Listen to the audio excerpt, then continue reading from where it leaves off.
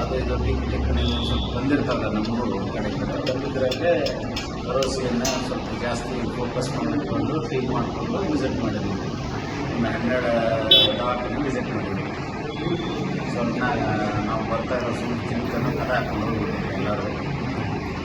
4 ಜನಕ್ಕೆ ವಿಸಿಟ್ ಮಾಡಿದ್ವಿ. ಎಲ್ಲ ರಿಜಿಸ್ಟ್ರೇಷನ್ ಮಾಡ್ಕೊಂಡಿದ್ರು. ಸಣ್ಣ ಪುಟ್ಟ ರೇಟ್ಗಳು ಬೋರ್ಡಲ್ಲಿ ಎಲ್ಲ ಸರಿ ಮಾಡ್ಕೊಳ್ಳೋದು ಹೇಳಿ ಸ್ವಲ್ಪ ಇನ್ನೊಂದು ಬೇರೆ ಕನ್ನಡವರು ಕೆಲವೊಂದು ಮೇಜರ್ ಯೂನಿಟ್ಗಳು ಇದ್ದಾವೆ. ಅವನ್ನ ಪ್ರಿವೆನ್ಸ್ ಸೆಂಟರ್ಸ್ ಕರ್ನಾಟಕಕ್ಕೆ ತಗೊಂಡ್ವಿ. ಅಂಥದ್ದೇನು ವಿಶೇಷ ಅಂತ ಏನೇ ಮಾಡಿಲ್ಲ. ಹೌದು ಖಂಡಿತ. ನಾವೊಂದು 6 ತಂಡ ಇದ್ದೀವಿ. ಎಷ್ಟು ತಂಡ ಇದ್ದೀವಿ? ಒಂದು 6 ತಂಡ ಇದ್ದೀವಿ.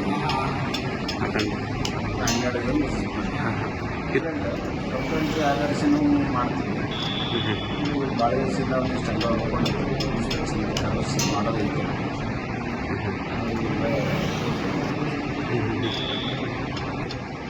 ಅಂಥ ಮೇಜರ್ ಏನಿಲ್ಲ. ಎಲ್ಲರೂ ಕದ ಹಾಕೊಂಡು ಹೋದವರು 6 ಜನ ಕದ ಹಾಕೊಂಡು ಹೋಗಿದ್ರು. ನಾವು ಗೊತ್ತಾಯ್ತು ನಮ್ಗೆ ಗೊತ್ತಿಲ್ಲ.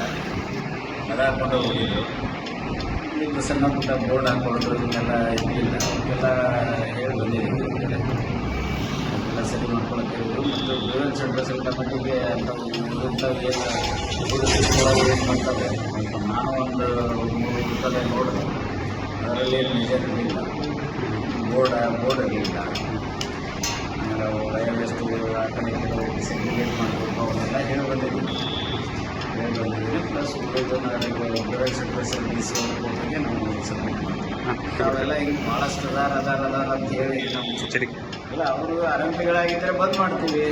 ಪ್ರಿವೆನ್ಸ್ ಸೆಂಟರ್ಸಲ್ಲಿ DC ಅವ್ರ ಕೋರ್ಟಿಗೆ ಹೋಗ್ತೀವಿ. ಅವ್ರಿಗೆ DC ಅವರು ಇದರಲ್ಲಿ ಒಂದು ಮಾಜಿ ಜುಡಿಷಿಯರಿ ಕಮಿಟಿ ಇರ್ತದೆ.